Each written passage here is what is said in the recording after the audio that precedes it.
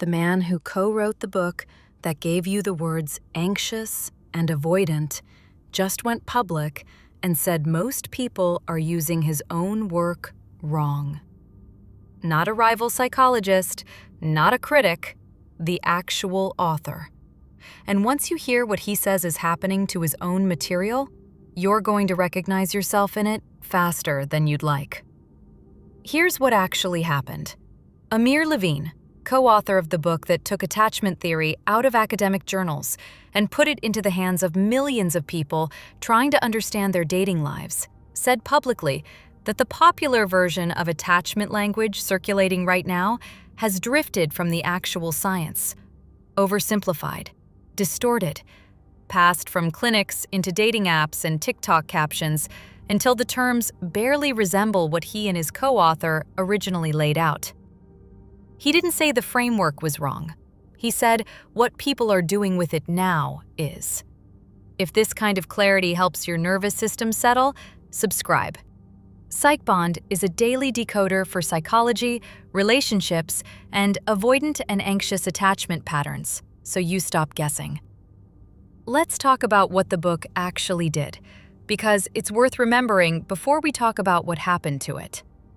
Before it existed, most people didn't have language for the specific ways they showed up in relationships. You either knew something felt wrong or you didn't.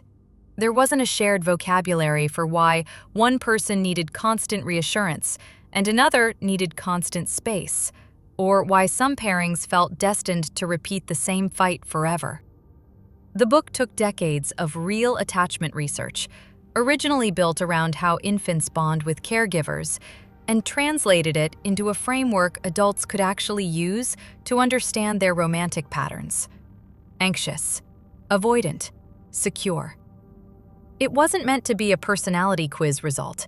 It was meant to be a diagnostic starting point, a way to notice a pattern so you could actually do something about it. That distinction matters more than almost anything else in this video, so sit with it for a second. A diagnostic starting point exists to be used. It's the beginning of a process, not the end of one. You notice the pattern, you understand where it likely came from, and then the real work starts. Learning to tolerate what used to feel unbearable. Learning to ask for what you need without spiraling. Learning to stay present instead of shutting down. The label was never supposed to be the destination. It was supposed to be the map you use to get somewhere else. Here's the story, and here's the structure underneath it. The story says, I found the label that finally explains me, and now people understand why I am the way I am.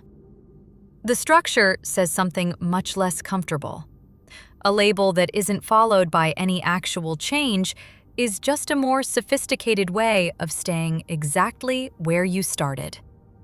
Naming the pattern was never the hard part. Doing something about it is. You can watch what happened to this language in real time if you know where to look. Someone writes, avoidant, don't take it personally, in a dating app bio, using a term meant to describe a specific, treatable pattern of emotional withdrawal as a permanent personality disclaimer, a preemptive excuse for behavior nobody has agreed to accept yet. Someone posts a video captioned, "Me being anxiously attached again," turning a nervous system state that's genuinely painful to live inside into a bit, a persona, something almost aesthetic. Someone tells a partner, "I'm just avoidant, that's who I am," in the exact moment their partner needed them to stay in a hard conversation, using the label as the reason to leave the room instead of the reason to practice staying in it. It shows up outside dating too, if you know where to look for it.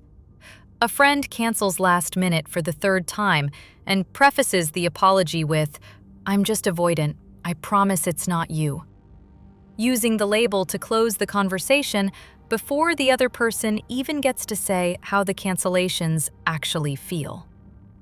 A coworker goes quiet for 2 days after a tense meeting and later explains it away with, "That's just my attachment style," as though naming the pattern automatically excuses the impact of it on everyone who had to work around the silence. In both cases, the label does real work, just not the work it was designed for. It protects the person saying it from having to sit in the discomfort of being asked to change, while sounding, on the surface, like the most self-aware sentence in the room. None of this is a small drift. It's a complete inversion of what the framework was built to do. It went from a tool for self-understanding to a tool for self-protection from accountability. And the shift happened so gradually that most people using the language this way don't even notice they flipped it. Why did this happen at this scale, fast enough that the actual author felt the need to say something publicly? Because clinical language traveling into mainstream culture almost always gets compressed. A concept that took Amir Levine and his co-author an entire book to properly explain, with nuance, with caveats, with actual guidance on what earned security looks like, gets compressed into a 15-second video, then into a single word, then into a dating app bio line. Every layer of compression strips out the part that was actually useful, which was never the label itself. It was the explanation underneath it, and the work that explanation was supposed to lead to. There's a nervous system reason this compressed version spreads so easily, and it's worth naming plainly. Having a label for your pain provides real, immediate relief. The moment you can say, "I'm anxious attachment, that's why I do this," or "I'm avoidant, that's why I do that," something in your body relaxes. Because you're no longer confused about yourself. You're no longer alone in the pattern, and you have language other people online seem to instantly recognize and validate. That relief is real. It is also not the same thing as repair. And mistaking one for the other is exactly how a genuinely useful framework turns into a permanent identity people build their whole self-concept around, instead of a pattern people actively work to change. It's worth naming, too, how much dating apps specifically have accelerated this particular flattening. A bio isn't a place for nuance. It's a place for shorthand. And attachment labels make extremely efficient shorthand. 3 words doing the job an entire conversation used to do. The problem is, that shorthand, which explains a pattern in a book, takes on a completely different function when it's the very first thing a stranger reads about you before you've exchanged a single message. It stops being self-understanding and starts being a pre-negotiated exemption, agreed to before the relationship has even started, for behavior that hasn't happened yet. This is where it gets specifically costly if you're the one leaning on the anxious label. Saying, "I'm just anxiously attached," can start to explain away behavior that's actually hurting you and the people around you. The spiraling, the constant reassurance seeking, the reading catastrophe into a delayed text, without ever asking the harder question underneath it. What would it take for you to feel secure enough that you didn't need that reassurance in the first place? The label answers why, which feels like progress. It doesn't answer "now what?" which is the question that actually changes anything. It's just as costly on the avoidance side, in a different shape. Saying, "I'm just avoidant," can become the explanation that closes a conversation instead of opening one. The thing said in place of doing the actual work of staying present when closeness gets uncomfortable. It sounds like self-awareness. Functionally, it often operates as a permission slip, a way to exit a hard moment with the appearance of having explained yourself, when nothing about the moment actually got resolved. Here's the misread happening on both sides, and it's worth naming precisely. People assume that identifying the pattern is the same as addressing it, that once you can name why you do something, the doing of it becomes acceptable, even inevitable. something to be worked around instead of worked on. Levine himself has spent his career trying to show people the opposite, that these patterns are changeable, that people move toward what's called earned security all the time, through consistent effort, and often through relationships with securely attached partners who don't get thrown by the pattern. The point of the label was always to make you feel less broken while showing you exactly what to do next. Somewhere in the transition to mainstream internet culture, the what to do next part got left behind, and only the less broken part survived, because that's the part that fits in a caption. There's a second misread stacked on top of the first. People assume that because a term comes from a real book by a real psychiatrist, however they're using it must also be accurate, must also carry the same clinical weight it did in its original context. But language doesn't stay clinically accurate just because it started that way. A word can travel through enough mouths and enough captions that by the time it reaches you, it's carrying almost none of its original meaning, while still borrowing all of its original authority. That's part of what makes this specific kind of misuse so effective and so hard to catch.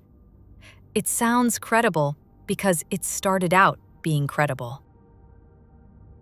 There's a third misread worth naming, quieter than the first two. People assume that once they've adopted the label, they've done the self-work the label was pointing toward. Reading about anxious attachment, recognizing yourself in a video, feeling that jolt of, this is literally me. All of that feels like insight, and it is a form of insight. But insight without behavior change is just a more articulate version of the same pattern.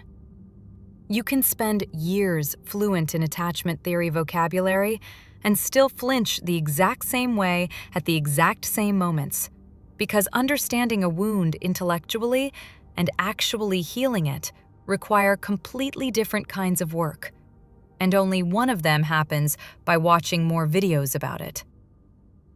There's a version of this that gets even more tangled when two people who both know the vocabulary end up together.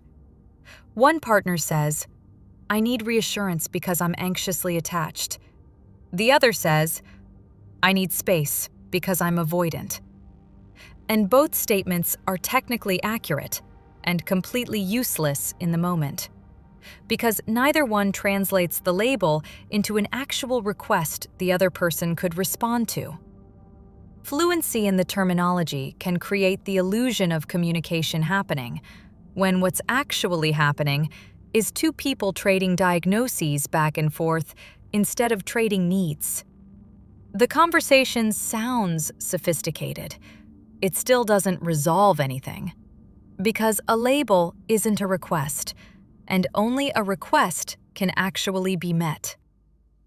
So, what's actually missing here, structurally, when a real framework gets flattened into an identity label? It's the part of the original book that never goes viral. The section on what earned security actually requires. Consistent practice sitting with discomfort instead of escaping it. Learning to communicate needs directly instead of through protest behavior or withdrawal. Choosing partners who are actually capable of meeting you and becoming someone capable of meeting them back. None of that fits in a caption. All of it is the actual point. Here's a way to test whether you're using this language the way it was intended or the way it's drifted. Ask yourself honestly, the last time you said, "I'm just anxious," or "I'm just avoidant," did that sentence lead anywhere? Did it lead to a conversation about what you actually needed, or a boundary you were about to practice holding, or a moment of choosing to stay instead of spiral or shut down? Or did it end the thought right there? A full stop instead of a comma? A conclusion instead of a beginning? If the label is functioning as a period at the end of the sentence instead of the start of a new one. It's not doing the job it was built to do.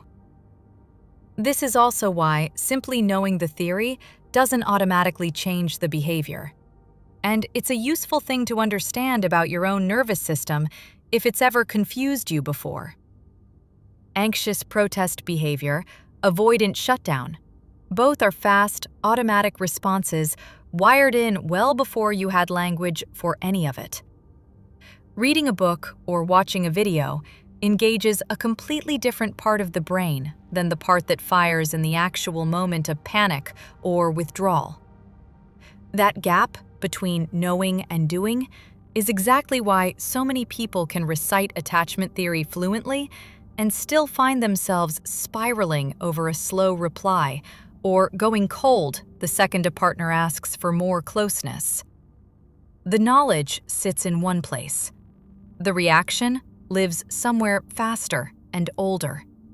And closing that gap takes repetition, not vocabulary. It also helps to notice how this shows up in specific, recurring moments, because the misuse rarely announces itself as misuse. It's saying, "That's just my attachment style," the instant a partner asks for something slightly uncomfortable, instead of pausing to ask whether the discomfort is actually dangerous or just unfamiliar. It's using the anxious label to justify checking someone's location for the 5th time that day, instead of asking what unmet need is actually driving the checking.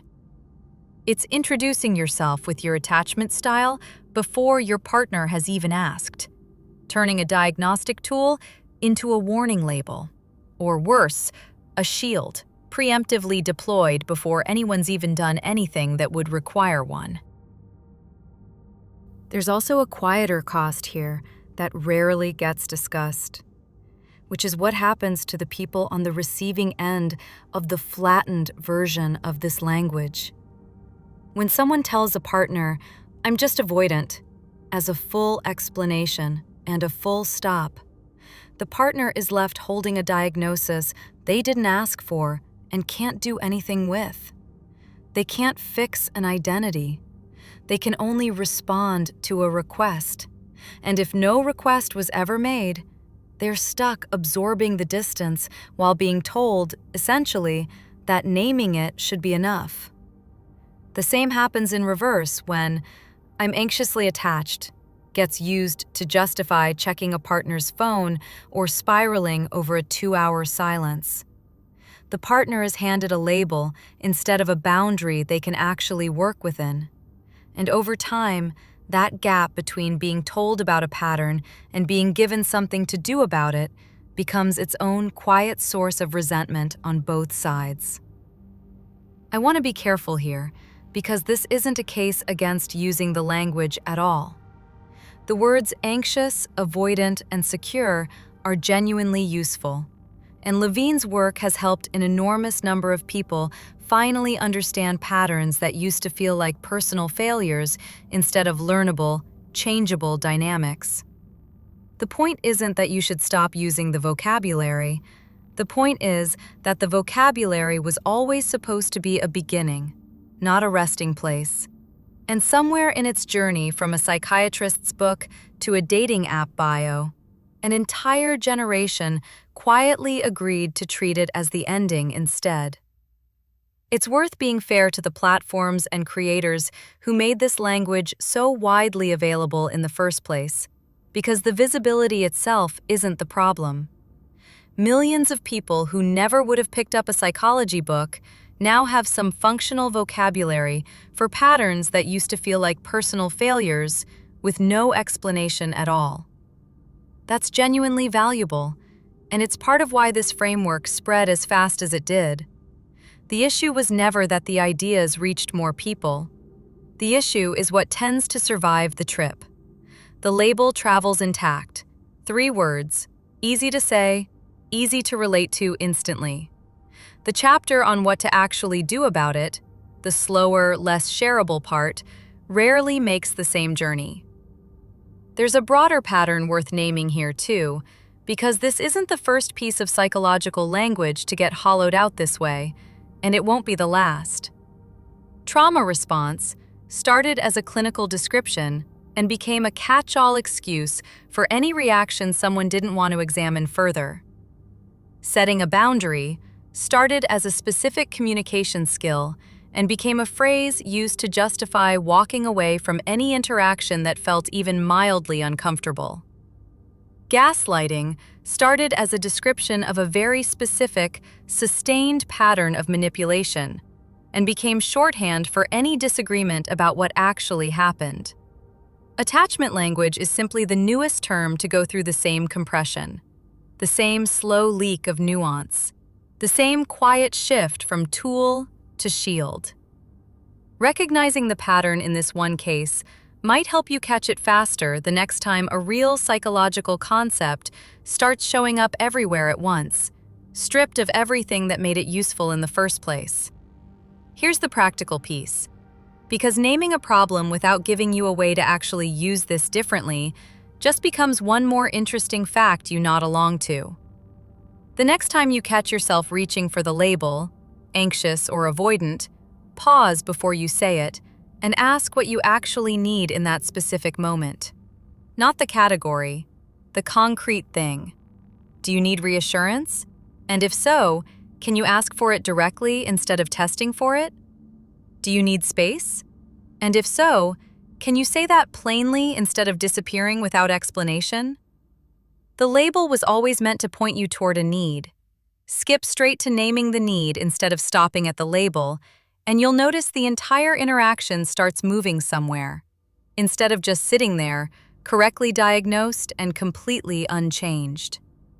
There's a fourth move worth adding to the other three, and it's the one most people skip because it requires involving someone else instead of just working on yourself quietly. Tell the people close to you what you actually mean when you use the label.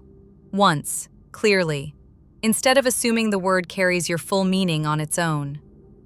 Something as simple as, when I say I'm anxious, I mean I need you to tell me plainly instead of going quiet, turns a vague identity claim into an actual operating instruction. It feels almost too simple to matter. In practice, it's often the difference between a relationship where the label creates distance and one where it creates understanding, because the other person finally has something concrete to work with instead of a category to work around. The second move is separating identification from identity. You can notice an anxious pattern in yourself without building your entire self-concept around being an anxious person. The same way you can notice an avoidant pattern without deciding that's simply who you are and always will be. Attachment patterns are exactly that. Patterns, not fixed traits carved into you permanently. They were built by specific experiences, which means they can be rebuilt by different ones, consistent ones, often uncomfortable ones. The moment the label starts feeling like a permanent identity instead of a temporary description of where you currently are, it stopped doing its job and started doing the opposite of it. The third move is choosing your information sources with more scrutiny than most people currently apply to psychological content. A 15-second video that makes you feel instantly, completely understood is satisfying in a way that's almost impossible to resist.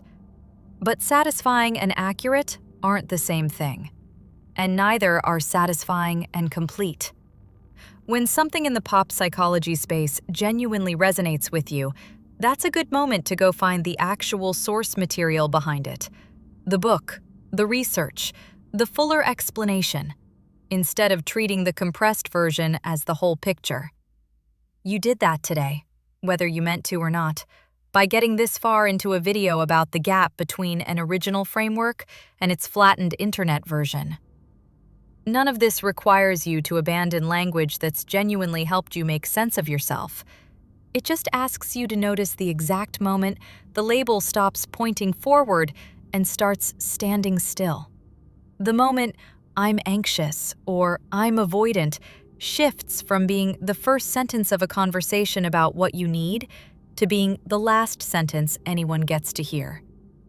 That shift is small and easy to miss in the moment.